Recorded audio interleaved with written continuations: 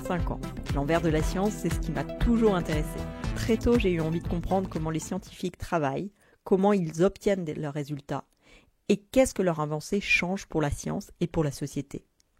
Ma passion, c'est de me balader dans les couloirs de laboratoire et de rencontrer ceux et celles qui font avancer la science. C'est peut-être pour ça que je suis devenue chargée de valorisation et d'animation scientifique au Centre d'excellence pour l'autisme et les troubles du neurodéveloppement de Montpellier.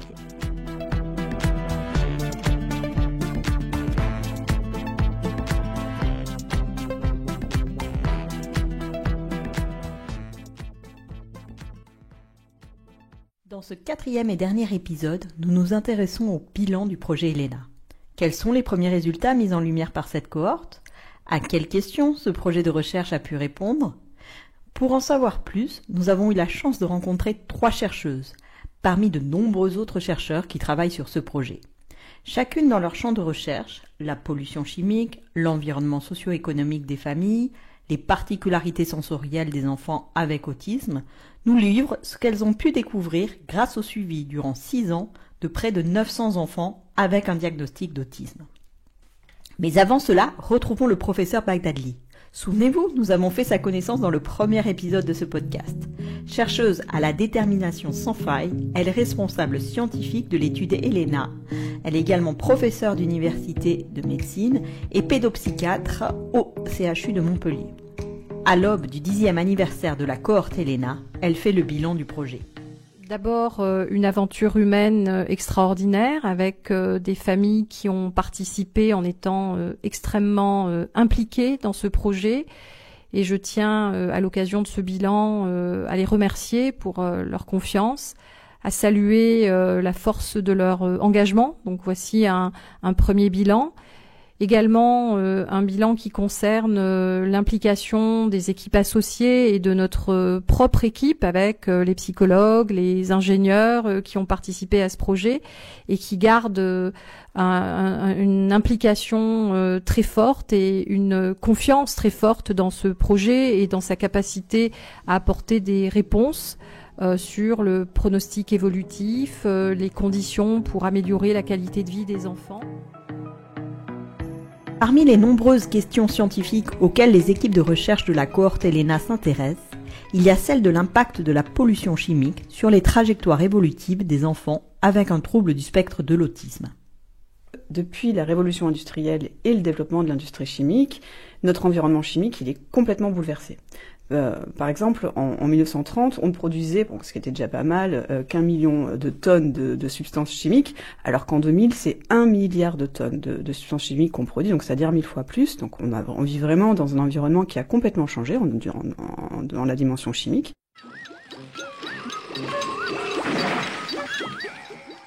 La voix que l'on entend est celle de Marion Mortamé. Marion a commencé à travailler il y a quelques années dans l'équipe Elena. Elle est aujourd'hui chercheuse en épidémiologie de l'environnement. Mais je vais la laisser se présenter. Donc je suis Marion Mortamé, je suis épidémiologiste de l'environnement. Je suis maître de conférence à l'Université de Montpellier et je travaille dans un laboratoire INSERM à l'Institut des neurosciences de Montpellier. On s'intéresse, alors moi je suis plutôt du côté vieillissement cognitif, mais je travaille avec la cohorte Elena depuis quelques années maintenant sur justement les aspects environnementaux et troubles du neurodéveloppement et en particulier le trouble du spectre autistique. Mais qu'entend-on par les aspects environnementaux ? Le terme d'environnement, c'est un terme qui comprend plusieurs dimensions, comme par exemple l'environnement socio-économique, l'environnement de travail, l'environnement familial. Marion, elle, s'intéresse dans l'environnement aux contaminants chimiques.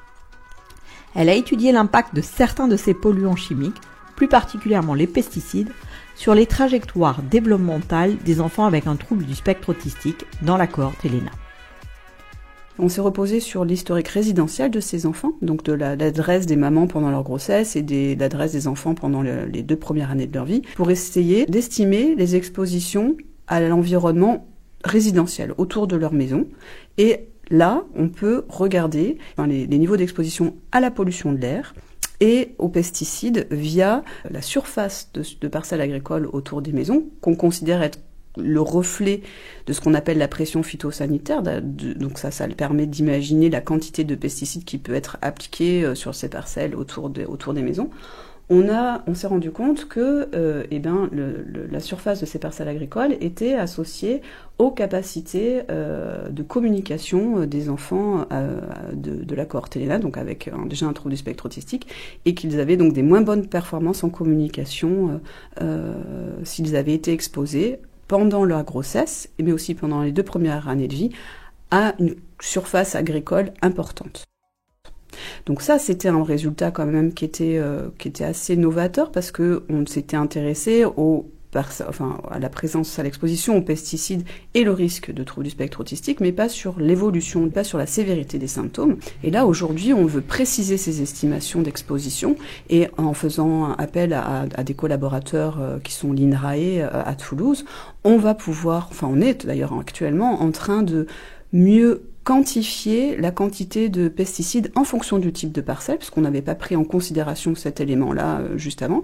Là, on va caractériser les parcelles dans un rayon de 1000 mètres autour des habitations des enfants, toujours pendant leur grossesse et leurs 2 premières années de vie. Et en fonction de ce type de parcelle, on sait à peu près quel type de pesticides sont répandus sur ces parcelles, et on a des données qui existent, qui sont accessibles à tous, qui sont les données de vente des produits phytosanitaires au niveau départemental. Donc on va pouvoir reconstituer de manière un peu plus précise la quantité de certains pesticides qui nous semblent intéressants autour de ces maisons. Après avoir rencontré Marion Mortamé, nous avons fait la connaissance de Cécile Rataz. Cécile est diplômée d'un doctorat en psychologie à l'Université de Lausanne et est actuellement chercheuse au Centre Ressources Autisme de Montpellier. Les recherches de Cécile se concentrent sur une autre dimension de l'environnement, celle des conditions de vie des enfants avec un diagnostic de trouble autistique. Cécile nous explique plus précisément quel est son objet d'étude dans la cohorte ELENA. L'idée, c'était de profiter de la cohorte ELENA, on a un grand nombre d'enfants qui sont suivis, pour voir si aujourd'hui, en 2023, l'âge du diagnostic a baissé en France, et puis déjà de voir quel est l'âge du diagnostic à l'heure actuelle en France. Asseyez-vous. Dites 33. 33. En quoi l'âge du diagnostic est-il important chez les enfants avec un trouble du spectre autistique ?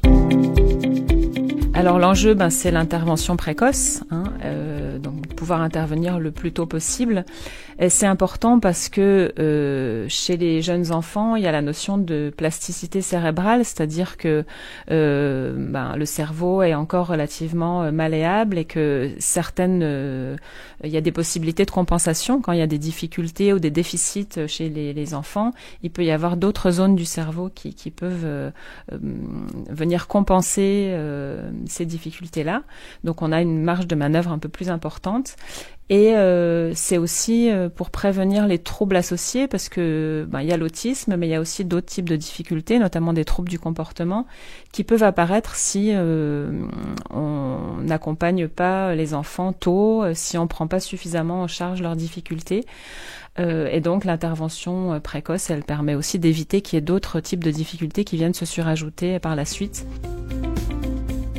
Dans la cohorte ELENA, qui suit près de 900 enfants en France ayant un diagnostic autistique, quel est l'âge de ces enfants au diagnostic ? On a trouvé un âge de un peu moins de 5 ans, presque 5 ans.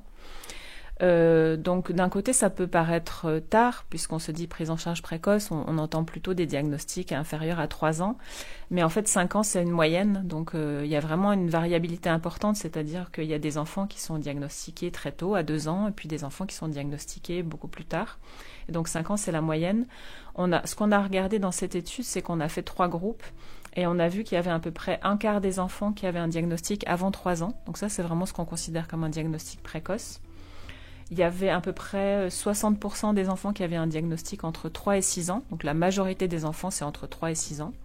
Et puis une petite proportion des enfants, 15% à peu près, qui ont un diagnostic après 7 ans. Dans les fratries dans lesquelles il y a déjà un enfant autiste, l'étude a montré que le diagnostic de la petite sœur ou du petit frère peut être tardif. Cécile nous en explique les raisons.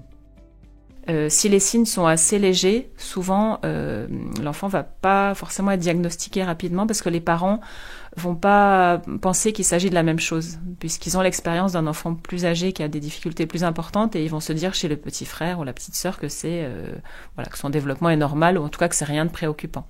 Après, ce qu'on a trouvé d'un peu plus nouveau, en tout cas, et d'intéressant, c'était que on n'avait pas d'impact du niveau socio-économique des familles sur l'âge du diagnostic. Et ça, c'est pas forcément ce qui est retrouvé dans d'autres études, notamment dans les pays aux États-Unis ou dans les pays anglo-saxons, où eux, ils trouvent un lien entre le niveau socio-économique et l'âge du diagnostic, avec l'idée qu'il y aurait l'accès au diagnostic n'est pas le même selon le niveau socio-économique des familles. Nous, on n'a pas retrouvé ça. On a retrouvé que c'était, quel que soit le niveau socio-économique des parents, l'âge du diagnostic était le même. Et donc ça, c'est un point intéressant parce que ça suggère qu'il y a quand même, que l'accès aux soins, en tout cas dans ce domaine-là, est équitable en France. Et ce qui n'est pas le cas forcément dans tous les pays du monde. Nous avons en discussion un texte qui tend à généraliser par palier la sécurité sociale à toute la nation française. Nous quittons Cécile Rataz pour retrouver Florine Della Piazza. Souvenez-vous, nous avions rencontré cette jeune femme dynamique dans le 2e épisode. C'est l'une des psychologues qui était là dès les débuts de la cohorte et qui a réalisé un certain nombre d'évaluations du développement des enfants autistes suivis dans le cadre de la cohorte Elena.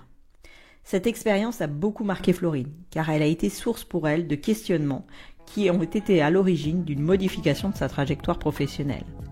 En effet, ces questionnements se sont transformés en sujet de thèse sur les particularités sensorielles des enfants avec autisme. Florine est aujourd'hui docteure en psychologie et chercheuse au Centre Ressources Autisme.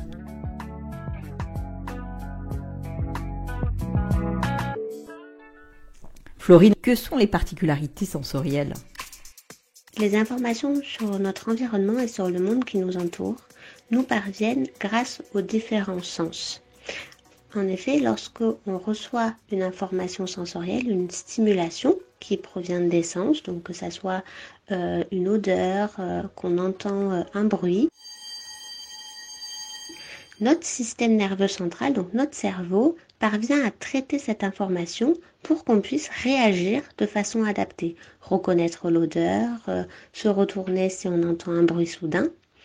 Mais lorsque cette capacité du cerveau est perturbée, on va avoir deux possibilités. Soit le cerveau va laisser passer trop d'informations sensorielles et donc on va appeler ça de l'hyperréactivité. Ça va entraîner des réactions très très vives, même à de faibles stimulations. Tandis qu'à l'inverse, on peut avoir de l'hyporéactivité. Et là, c'est le cerveau qui laisse passer trop peu d'informations sensorielles et donc on va avoir très peu de réactions aux stimulations. En gros, si je résume, les particularités sensorielles, ce sont des réactions, disons, quelque peu inhabituelles aux stimulations des sens. En étudiant ces réactions atypiques, quels sont les résultats obtenus ?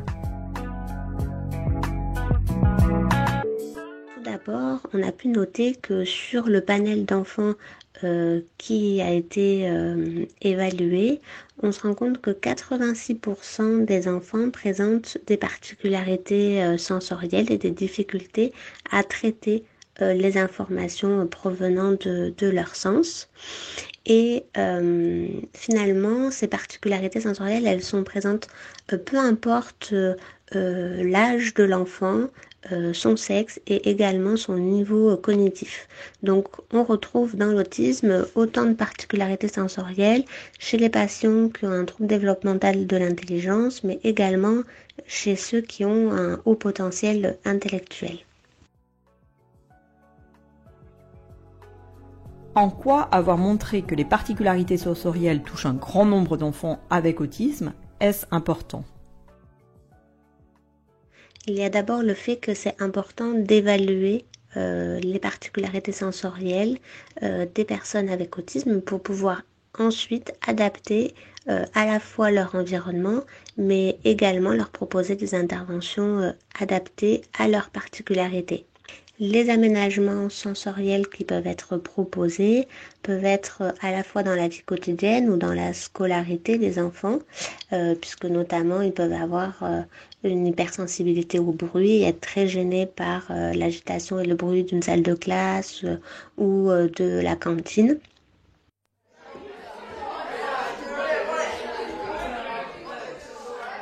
Et donc proposer des aménagements ou notamment casques anti-bruit pour les enfants, ça permet de diminuer leurs difficultés sensorielles et ainsi d'améliorer leur adaptation. On voit ici combien la recherche peut améliorer l'accompagnement des enfants et de leurs familles et permettre parfois de contribuer à de meilleures conditions de vie. Mais l'étude de Florine ne s'est pas arrêtée là. On a ensuite essayé d'étudier l'évolution au cours du temps de ces particularités sensorielles, puisqu'il y avait peu d'études qui s'intéressaient à comment est-ce que ça évolue au cours du temps. Et donc on a évalué un groupe d'enfants au moment de l'inclusion dans la cohorte ELENA, et puis ensuite on a redemandé 3 ans après comment est-ce qu'ils réagissaient aux particularités sensorielles dans leur environnement. Et on s'est rendu compte qu'il y avait plusieurs types d'évolution, c'est-à-dire que certains enfants vont avoir tendance à s'améliorer sur le plan du traitement sensoriel, d'autres vont être plutôt stables et un autre sous-groupe va plutôt se dégrader. Ça souligne qu'il faut réévaluer puisque ça peut évoluer au cours du temps. Ce qui était aussi intéressant à retenir par rapport à cette question de l'évolution, c'est qu'on s'est rendu compte que le sous-groupe d'enfants qui finalement s'améliorait sur le plan des particularités sensorielles pouvait aussi s'améliorer dans leur adaptation et sur le plan même cognitif, tandis que les enfants qui vont avoir une dégradation des particularités sensorielles vont avoir plus de comportements problèmes et plus de difficultés d'adaptation.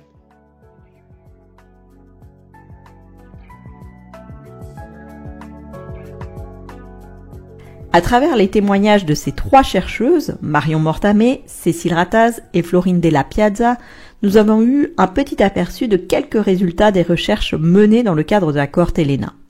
Par exemple, l'impact que peut avoir la pollution chimique sur le trouble du spectre de l'autisme, les facteurs qui peuvent influencer ou pas l'âge au diagnostic, et comment les particularités sensorielles peuvent évoluer dans le temps. Ce sont là que quelques résultats parmi de nombreux autres étudiés dans le cadre de la cohorte ELENA. Cette année, ELENA souffle ses 10 bougies et ce projet dont certains pensaient au départ qu'il ne serait pas réalisable attire aujourd'hui des collaborations internationales. We know almost nothing about our ability to replicate. Where we have tried to replicate cross-sectional studies. Andrew Pickles est professeur de biostatistique à l'Institut de psychiatrie, de psychologie et de neurosciences du King's College à Londres. Intéressé par le travail mené par l'équipe de la cohorte ELENA, il a séjourné au mois de juin dernier près d'un mois à Montpellier pour initier un travail de collaboration. Humour anglais et programmation de modèles statistiques ont rythmé la vie du bureau des ingénieurs durant quelques semaines. More water, sir? No, thank you, Margaret. Au-delà de l'aventure scientifique que représente ELENA, avec ses rencontres de chercheurs de différents horizons, à l'échelle nationale et internationale, la dimension humaine reste au cœur de ce projet. Les familles qui s'impliquent dans ELENA pour pouvoir faire avancer les connaissances sur l'autisme sont toujours au cœur des préoccupations des équipes de recherche. Les lettres et les témoignages que je reçois de nombreuses familles, des parents mais aussi des grands-parents, qui me disent qu'au-delà de l'impact scientifique de la cohorte ELENA, il y a un impact humain et que bon nombre de familles participantes ont eu l'impression de bénéficier d'une écoute attentive, bienveillante et d'avoir eu une aide très utile de l'équipe de la cohorte ELENA et bien sûr tout cela au-delà du suivi scientifique et de l'impact scientifique du projet. C'est par ces quelques mots du professeur Baghdadi que s'achève ce 4e et dernier épisode du podcast ELENA. Au-delà d'un projet de recherche, c'est une aventure humaine qui se dessine au quotidien pour faire avancer la connaissance sur le trouble autistique. Psychologues, attachés de recherche clinique, ingénieurs, chercheurs mettent en commun leurs compétences au service de l'avancement des connaissances sur le trouble autistique. Leur leitmotiv, permettre aux enfants avec autisme et leurs familles d'avoir accès à un meilleur accompagnement et d'améliorer ainsi leurs conditions de vie. C'est donc avec une émotion certaine que je referme les portes du bureau de cette sympathique, attachante et dynamique équipe de recherche implantée au CHU de Montpellier.